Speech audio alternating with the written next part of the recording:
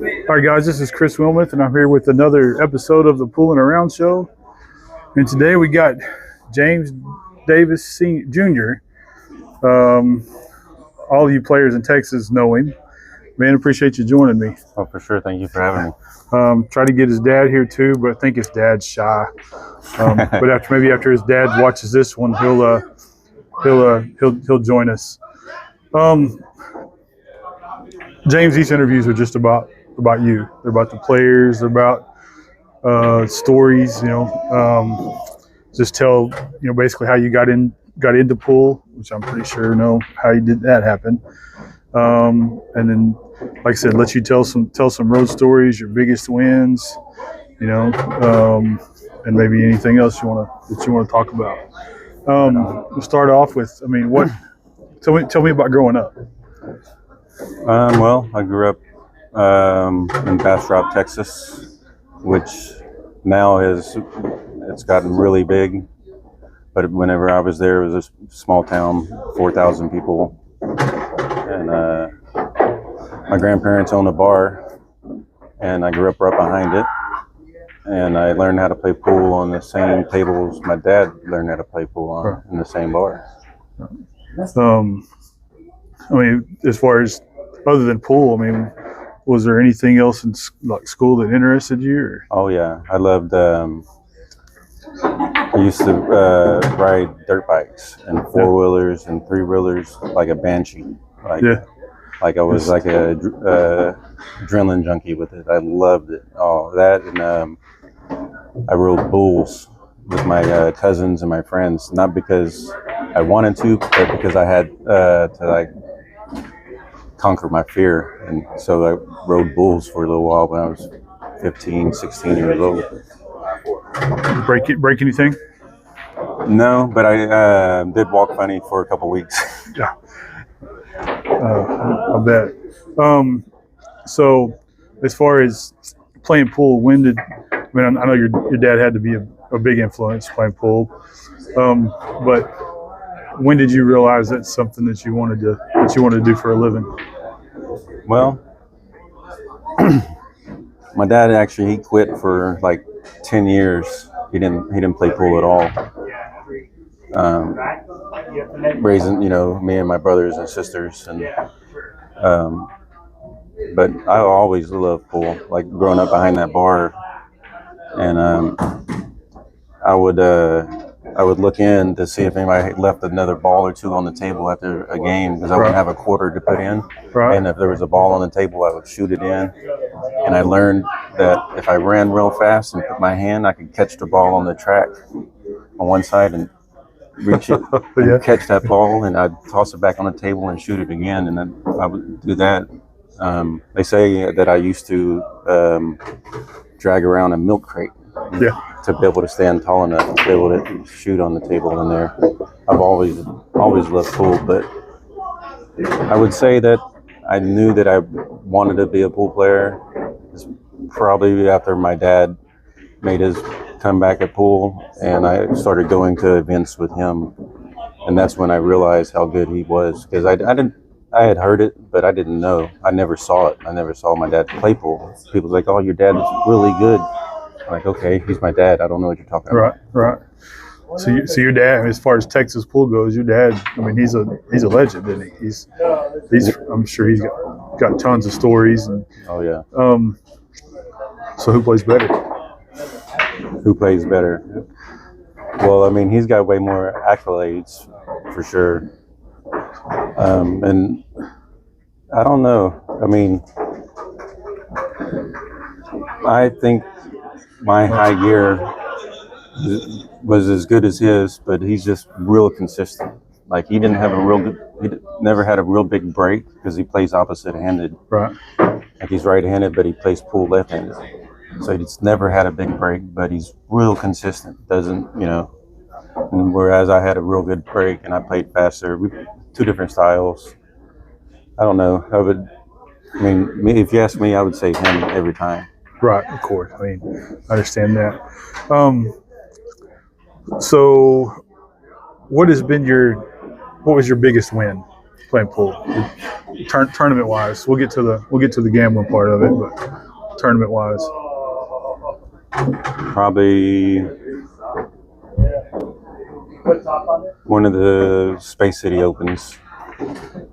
didn't you win White Diamonds once, or did you finish second? I got at White Diamonds. I got second there 3 times. 3 times. Still pretty. I went through a phase when I was getting better. I couldn't finish at the end of a tournament, and I took second place at 128 man tournaments 11 times before I got a victory. Wow. on a tour victory. One of them was in Olathe, and I lost into the finals. I had beaten Jeremy Jones, Jamie Barracks, everybody, and then I lost to a young Chip Compton. I think it was his first victory. That's how long ago that was. So I know one of the finals at White Diamonds, you played Shane, didn't you? Yeah, I played Shane. Yeah. And you still played him pretty good.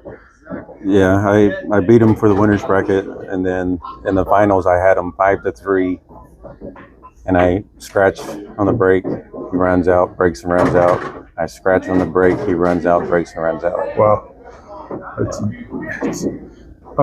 So how much are you playing now? I mean, I know you've got a son that you're raising on your own, but how much are you getting to play?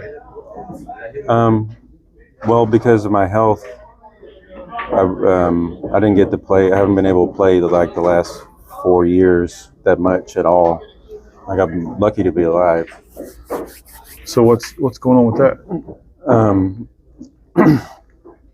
About between 5 and 6 years ago, I started having seizures, like out of the blue, like from nowhere, and a bunch of stuff happens. Like I totaled my truck, having a seizure. I had a seizure and fell down in my living room next to my pool table and apparently hit my head. And they had to do emergency brain surgery and remove part of my skull.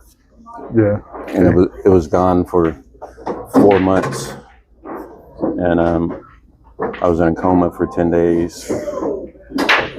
And but knock on wood and thank the Lord, I'm blessed to feel like I've made a great recovery, because they didn't know how bad it would be. And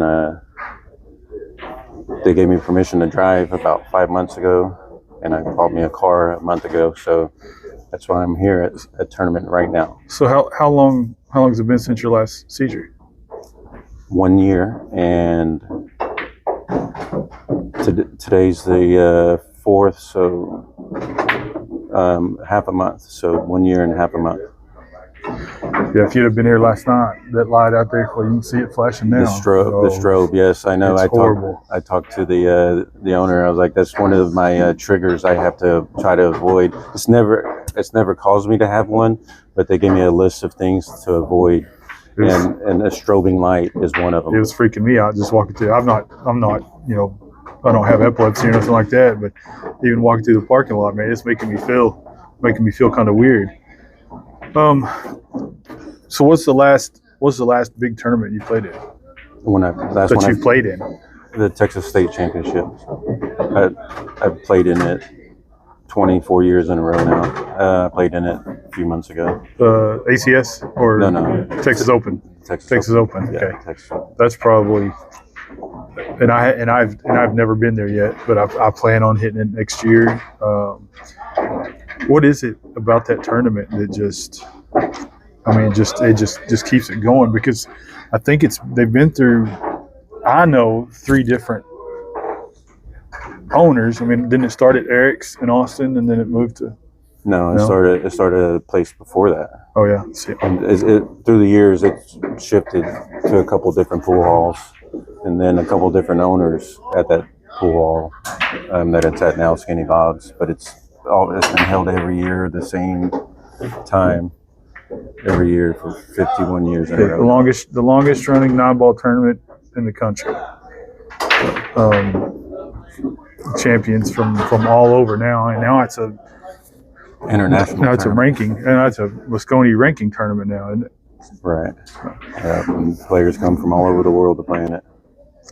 Are you ever going to try to shoot for the Moscone team?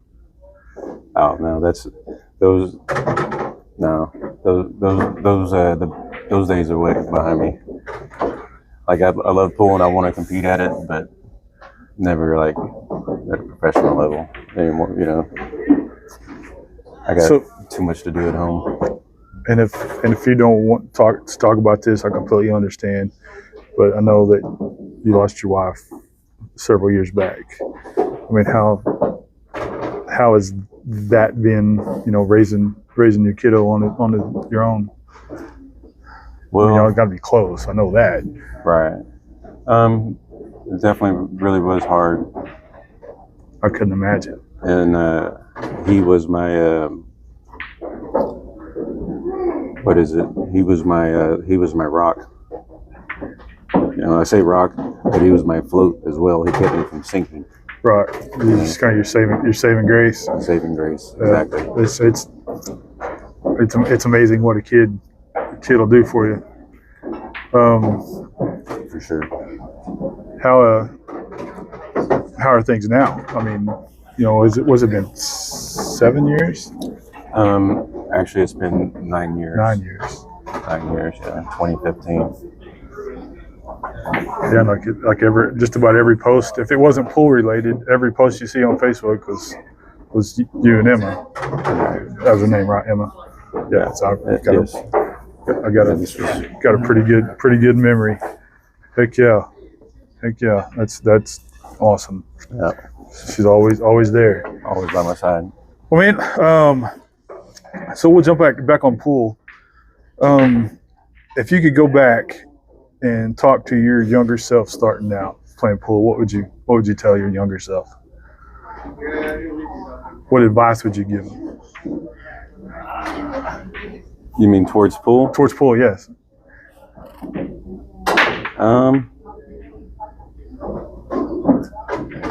Try to find the big table faster. Yeah. Most of my when I was younger and getting better and then getting to move around on my own, everything around Bastrop was all bar tables, different bars, you know, or 8-footers. There was some 9-footers, but I played and hustled and gambled and went to bars for all over Central Texas, you know, within a 3-hour radius of Bastrop. I think Oklahoma and Texas, Texas is probably the 8-foot table capital, and Oklahoma is the bar table capital. I mean, that's very, very seldom do you find a pool hall with more than 2 or 3 9-foot tables. It's all bar tables. Right, and the big tables that they were in Austin at 45 minutes from Bastrop, I couldn't stay in after 6 p.m. And I had school, so there was no going to there, you know, up there until I was, you know, old enough to drink. So I'm gonna still stay on pool, but it's another topic. You know, Jeff Sullivan's been doing that Metro Cup. Yeah. Out of that metro area, Texas and Fort Worth and Houston, who has the better players? Fort Worth and Houston? Between that Dallas, Fort Worth area and the Houston area, who has the better players? If they were to put together basically the same thing, the 5-man Moscone style event, and the 5 best players from Houston versus 5 best from that area, I would definitely have to say Houston. Okay. Would y'all entertain putting that together if they wanted to do something? Well, I mean, I'm from Austin. Okay. But I mean, I don't see why they wouldn't want to. So, who would your top 5 be for this area? Well, I mean, I believe Roberto Gomez lives here. Yeah. Alex Calderon. Strong player, very strong player. Ernesto Bayawa, he's several-time national, champion. Mm-hmm.